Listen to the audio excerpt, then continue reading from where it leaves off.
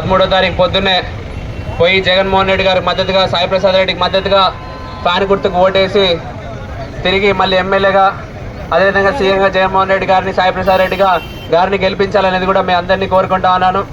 ఇక జగన్మోహన్ రెడ్డి చేసిన ఎన్నో సంక్షేమ పథకాలు ఏవైతే ఉన్నాయో, అమ్మఒడి కానీ, చేయూత కానీ, ఆసరా కానీ, పింఛన్ కానీ, వాలంటరీ వ్యవస్థను తీసుకొచ్చి ప్రతిదీ మన ఇంటి దగ్గరికి అందించే విధంగా జగన్మోహన్ రెడ్డి గారు పనిచేస్తా ఉన్నారని కూడా ప్రతి ఒక్కరికి తెలియజేస్తా ఉన్నాను.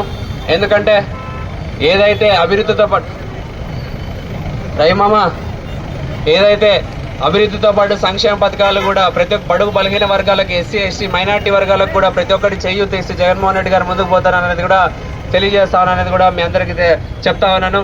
అదేవిధంగా రాబోయే 2024 తర్వాత కూడా ఇవే సంక్షేమ పథకాల్ని మరింత మెరుగులు దిద్దుతూ జగన్మోహన్ రెడ్డి గారు మరీ అందరికీ అందిస్తా ఉన్నారు. చేయూత అయితేనేమి, అమ్మఒడి 17,000 చేస్తా ఉన్నాడు, పిల్లలకి 8వ తరగతి చదివిన పిల్లలకి ట్యాబ్లు ఇస్తా ఉన్నాడు, ఇంగ్లీష్ మీడియంని ఇంట్రడ్యూస్ చేస్తా ఉన్నాడు, ఐబీ సిలబస్ ఇంట్రడ్యూస్ చేస్తా ఉన్నాడు. ఇవన్నీ కూడా పేద పిల్లలు బాగా చదువుకొని అభివృద్ధి రావాలనేది కూడా జగన్మోహన్ రెడ్డి ఆకాంక్ష. కాబట్టి ప్రతి ఒక్కరు దానికి అనుగుణంగానే వాలంటరీ కూడా, సచివాలయం వ్యవస్థ కూడా పనిచేస్తుంది అనేది కూడా నేను తెలియజేస్తా ఉన్నాను. ఇకపోతే ఆధునిక రాజకీయాల గురించి మాట్లాడుకుంటే ఎవరో అనామకుడు వచ్చి మన సాయి ప్రసాద్ రెడ్డి గారి మీద విమర్శలు చేస్తా ఉంటే మనమందరం చూస్తూ ఊరుకుంటలేం. 13వ తారీఖు తర్వాత జూన్ 4వ తారీఖు తనకు సరైన బుద్ధి చెప్తారనేది కూడా ఆయనకు తెలియజేస్తా ఉన్నాను. ఎందుకంటే తన నోటికి ఏదొస్తే అది మాట్లాడుతూ ఉన్నాడు, ఎంత వస్తే అంత మాట్లాడుతూ ఉన్నాడు. ఆయన పగటి వేషగాడు, ఆయన డెంటల్ డాక్టర్ కాదు, ఒక మెంటల్ డాక్టర్. ఎందుకంటే అంతా ఇన్ని రోజులు ఆదోళనలో ఏ కులము ఏ మతము లేకుండా అందరు కలిసిమెలిసి ఉన్నాము.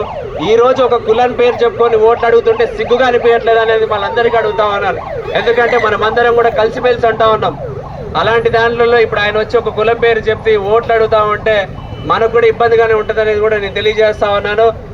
మేము కానీ, మా నాన్నగారు కానీ, మా కుటుంబం కానీ ఎక్కడైనా ఒక సెంటు భూమి కబ్జా చేసినట్టు నిరూపిస్తే నేను రాజకీయాల నుంచి దూరంగా ఉంటాను. దీనికి నేను సిద్ధం. గతంలోనే నారా లోకేష్ వచ్చినప్పుడు కూడా చెప్పిన, సెంటు భూమి మనోజ్ రెడ్డి కబ్జా చేశాడంటే రాజకీయాలకి శాశ్వతంగా దూరంగా ఉంటాను. అప్పుడు చెప్తున్నా, ఇప్పుడు చెప్తా ఉన్నా. మేమేదైనా మంచి పనులు చేసి ఓట్లు అడుగుతాం తప్ప ఇష్టానుసారంగా మాట్లాడి ప్రజల్ని మభ్యపెట్టే మాటలు చెప్పి ఓట్లు అడిగే పరిస్థితిలో మేము లేము, మా కుటుంబం లేదు, మా నాన్నగారు లేదని కూడా నేను తెలియజేస్తున్నాను. మెడికల్ కాలేజ్ తెచ్చింది మా నాన్న, బైపాస్ తెచ్చింది మా నాన్న, అభివృద్ధి చేస్తా ఉన్నాడంటే మా నాన్న. దానికంతా ఆదోని రూపురేఖలు మారుస్తుంది ఎవరు అంటే సాయి ప్రసాద్ రెడ్డి గారు.